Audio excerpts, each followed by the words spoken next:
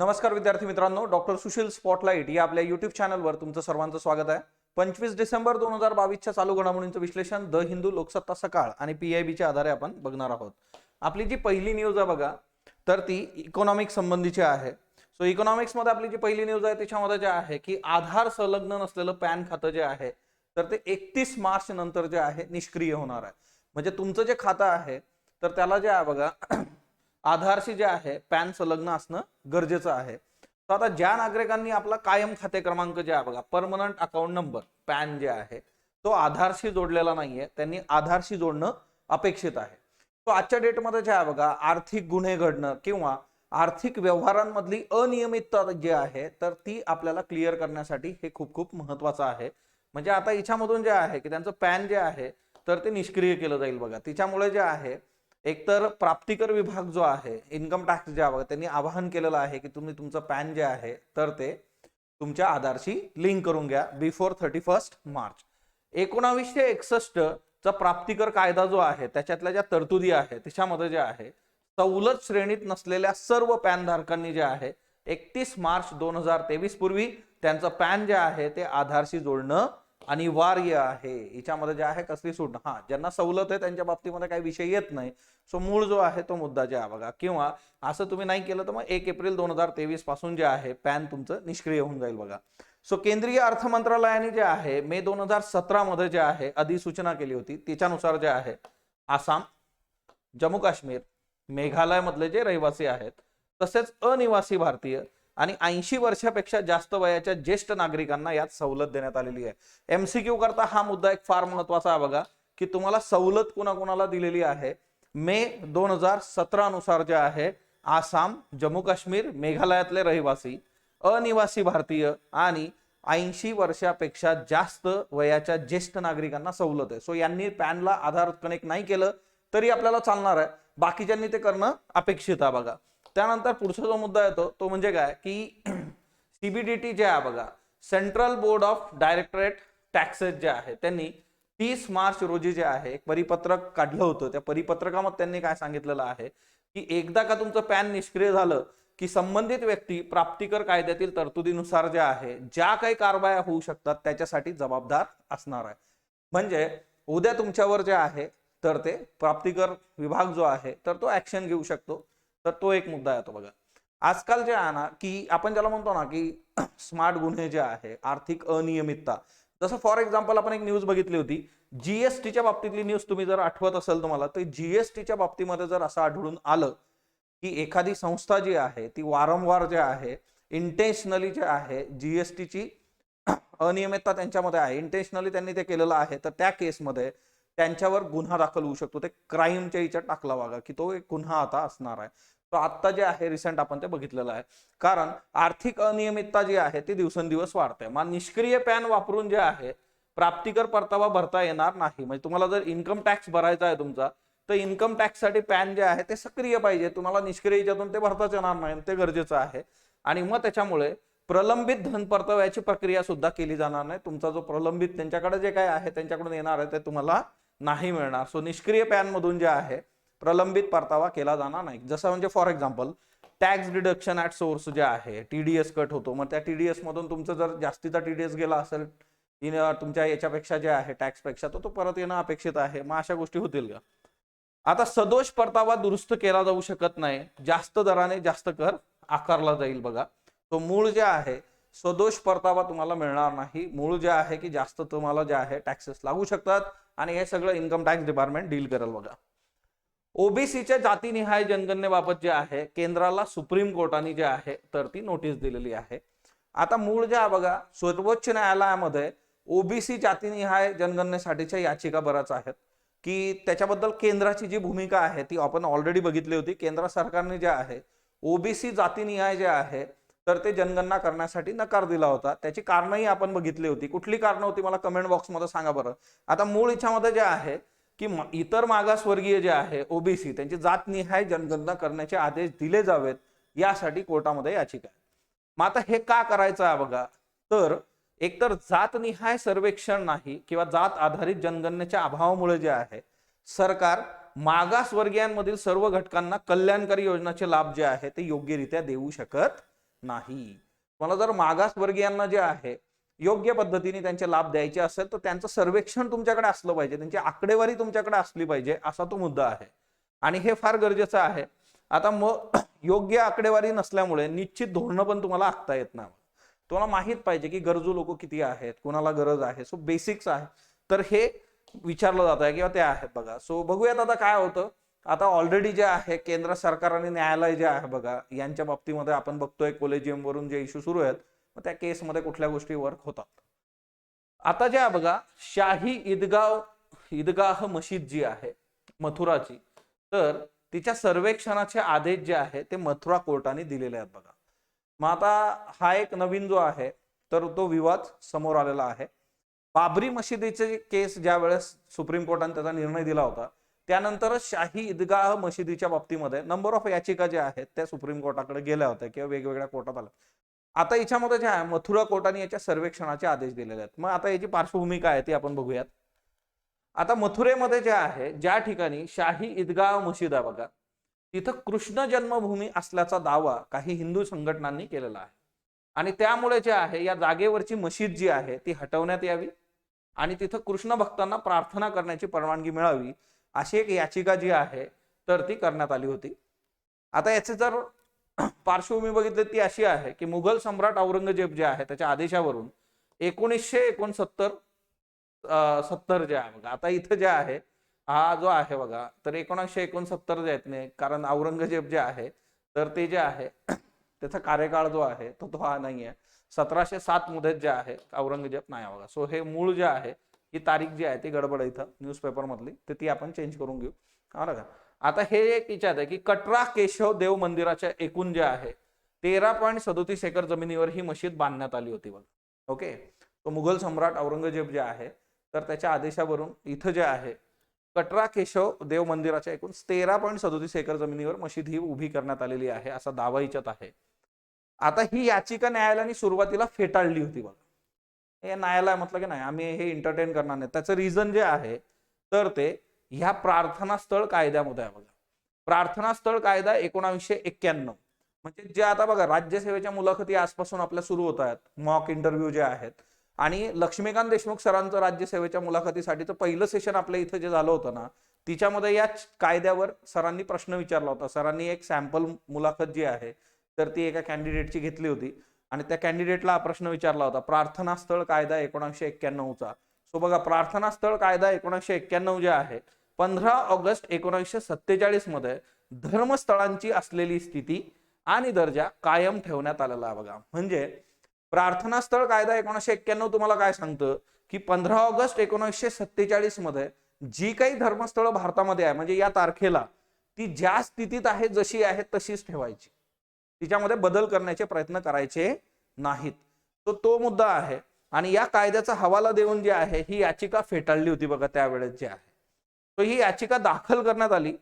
आता मूळ जे आहे असंख्य भक्तगण जे आहे तर ते याचिका घेऊन येतील जर ही याचिका कोर्टाने घेतली तर, असा त्यावेळेस कोर्टाने मुद्दा मांडला होता आणि ही फेटाळली होती. पण आता जे आहे हिंदू सेनेचे सदस्य विष्णू गुप्ता जे आहे त्यांनी पुनर्विचार याचिका जी आहे दाखल केली होती याच संदर्भामध्ये आणि त्या पुनर्विचार याचिकेच्या आधारे जे आहे न्यायालयाने या जागेचं सर्वेक्षण करण्याचे आदेश जे आहेत तर ते दिलेले आहेत. सो पुरातत्व विभाग जो आहे तो 2 जानेवारी पासून हे सर्वेक्षण करणार आहे बघा आणि सर्वेक्षणाचा अहवाल 20 जानेवारी नंतर न्यायालयाकडे सादर करायचा आहे. सो आता याचं सर्वेक्षण होईल म्हणजे तिथं काही अवशेष तुम्हाला सापडतात का त्याच्या खाणाखुणा, जसं ज्ञानव्यापी मशीद जे आहे बघा ज्ञानव्यापी मशिदीचं पण आपण जे आहे ओव्हरऑल जो आहे तो ती न्यूज आपण कव्हर केलेली आहे. तिच्यामध्ये जे रेफरन्सेस मिळाले होते आणि तिच्यावरून अजून सुद्धा जे आहे की ते न्यायालयीन प्रक्रियेचा भाग आहे सगळ्या गोष्टी. सो हा एक नवीन मुद्दा लक्षात असू द्या. 2022 मध्ये जगभरामध्ये थैमान घालणारे 9 विषाणू जे आहेत बघा. आता बघा आता कोविड-19च्या न्यूज यायला लागलात बघा. चायना मधली परिस्थिती आपल्या समोर आहे की ती न्यूज मध्ये येत आहे. मूळ जे आहे व्हायरस हा सीबीपी मध्ये जे आहे खूप महत्वाचा बघा. करंट बेसिक जे आहे व्हायरस ही गोष्ट जी आहे ती आपल्यासाठी खूप महत्वाची आहे. तो मूळ आता याच्यामध्ये जे आहे की हे 9 जे आहेत विषाणू जे 2022 मध्ये न्यूज मध्ये होते. आता याच्यावर कितीतरी विषाणूंवर ऑलरेडी आपल्या याच्यावर सेपरेट लेक्चर्स आहेत ते तुम्ही बघून घ्या. फॉर एक्झाम्पल इबोला, त्याच्यानंतर एव्हियन इन्फ्लुएन्झा ए, सो H10N3 जो आहे झिका विषाणू जे आहे, निपाह, मंकी पॉक्स, लंपी विषाणू. आता बघा, जे विद्यार्थी जे आहेत मुलाखतीला जे आहेत की मॅक्झिमम लोकांची जी आहे बॅकग्राऊंड शेतीची आहे, पशुपालनासंबंधीची आहे, मग त्यावेळेस लंपी विषाणूवर तुम्हाला प्रश्न विचारला जाऊ शकतो. टोमॅटो फ्ल्यू येऊन गेला, स्वाईन फ्ल्यू येऊन गेला, हिमोरेजिक फिवर जे आहे हा येऊन गेला बघा, है ना, रक्त पातळ होणं. सो मूळ जे आहे की हे विषाणू आहेत. आता तुम्हाला कोविड-19 मुळे जे आहे गोष्टी ज्या आहेत त्या खूप प्रॉपरली विचारल्या जाऊ शकतात, किंवा बेसिक ते दुसऱ्या याच्यावर जातील. कोविड न विचारता बाकीच्या व्हायरस बद्दल ते विचारू शकतात. सो ते तुम्ही करून घेणं गरजेचं आहे. सो व्हायरस आणि बेसिक जे आहे की मूळ बेसिक व्हायरस काय असतो तोही एक महत्वाचा कन्सर्न आहे. आता बघा, पाकिस्तानचे जे आहे निवड समिती जी आहे क्रिकेट बोर्डची जी आहे ती कम्प्लिटली बरखास्त करण्यात आलेली आहे. आणि आता जे आहे अंतरिम अध्यक्ष म्हणून शाहिद आफ्रिदी जे आहे तर त्याची निवड तिथं करण्यात आलेली आहे. मूळ जे आहे पाकिस्तान क्रिकेट मंडळ जे आहे त्यांनी सगळी समिती रद्द करण्याचा निर्णय घेतला होता बघा. आणि मग त्यांनी जस्ट एक इंतरिम जे आहे अंतरिम अध्यक्ष जे आहे तर ते बनवलेलं आहे शाहिद आफ्रिदीला. म्हणजे शाहिद आफ्रिदीकडे आणि त्याच्या टीमकडे एवढीच जबाबदारी आहे की न्यूझीलंड विरुद्ध येणाऱ्या मालिकेसाठी संघ निवडा, बस, बाकी काय नाही. नंतरच्या याच्यामध्ये मग प्रॉपरली जे आहे परमनंट सेटलमेंट होईल. पण सध्या जे आहे नियुक्तीच्या याच्यामध्ये अंतरिम अध्यक्ष Pakistan cricket board. In hard time जे आहे बघा, security in time of security. आता हे एक पुस्तक आहे, हे आलेलं आहे आपल्या GS3 साठी महत्वाचं आहे बघा. GS3 मध्ये तुम्हाला जे आहे इंटरनल सिक्युरिटीचा मुद्दा पण आहे. In hard time security in a time of insecurity. संपादन केलेलं आहे बघा मनोज जोशी, प्रवीण स्वामी आणि निष्ठा गौतम. आता मूळ जे आहे की पुस्तकांवर प्रश्न विचारण्याची जी टेंडन्सी असते त्या टेंडन्सीमध्ये टिपिकल एखाद्या टॉपिकला घेऊन जे आहे एखाद्या लेखकाचं बुक असेल तर तिचं चान्सेस वाढतात. आता हे जे आहे की याला संपादक आहेत वेगवेगळे, पण इन हार्ड टाइम जे आहे की भारताची सिक्युरिटी इश्यूज जे आहेत, मग आर्मी असेल, नेव्ही असेल, एअरफोर्स असेल, तिच्यामध्ये काय इश्यू आहेत, त्याला आपण कसं टॅकल करू शकतो याचा उहापोह हिच्यामध्ये आहे. बऱ्याचशा लोकांचे आर्टिकल्स आहेत बघा. ओके, सो हे एक बुक जे आहे तर ते तुम्ही प्रॉपरली बघणं अपेक्षित आहे. ओके, लोकसत्ताला याचा बुकमार्क जो आहे तर तो तुम्ही बघू शकता. आता चीनसह जे आहे बघा 5 देशातून येणाऱ्या प्रवाशांची जी आहे RT-PCR चाचणी जी आहे तर ती होणार आहे. ती RT-PCR चाचणी होणार म्हणजे आता चीनमध्ये जे आहे कोविडची आहे. आपण आता काय करतोय ना, चीनमध्ये कोविडची जी काही परिस्थिती आजच्या डेटमध्ये आहे तर मग तशी परिस्थिती आपल्या इथं उद्भवू नये म्हणून आपल्याला प्रिकॉशन्स घ्यायचे आहेत बघा. जसं गर्दीच्या ठिकाणी तुम्ही जात असाल तर त्या केसमध्ये तुम्ही मास्क वापरला पाहिजे, सॅनिटायझर तुमच्या बरोबर ठेवा.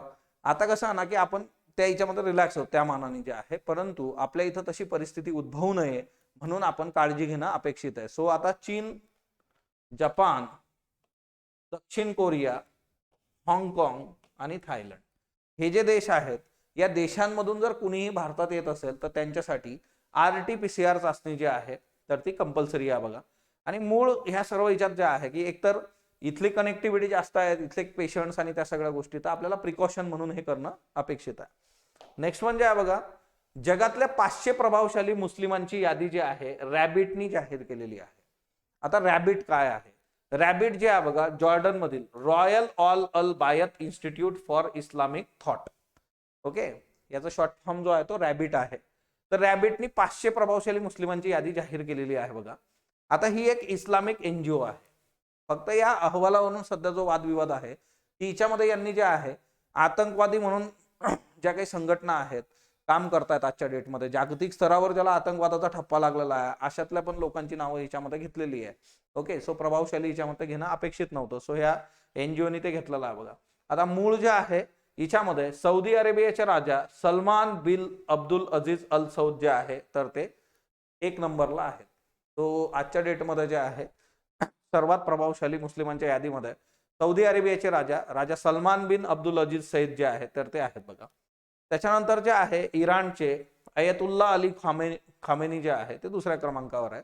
आणि तालिबान असेल, हिजबुल्ला सारख्या दहशतवादी संघटनांशी संबंधित लोकांना पण या यादीत स्थान दिल्यामुळे हा वादाचा मुद्दा आहे.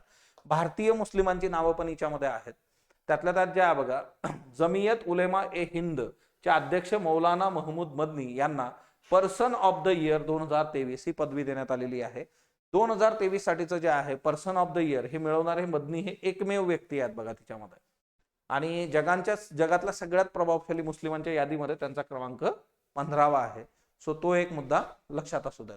त्यानंतर जे आहे राजस्थान जे आहे बघा रुरल डेव्हलपमेंट करता सप्लाय बेस्ड मॉडेल जे आहे तर ते वापरणार आहे. ग्रामीण विकास होण्यासाठी जे आहे राजस्थान जे आहे रुरल डेव्हलपमेंट करता सप्लाय बेस्ड मॉडेल. आता दोन गोष्टी असतात बघा. दुसरं मॉडेल कुठलं असतं मग, तर डिमांड बेस्ड असतं बघा.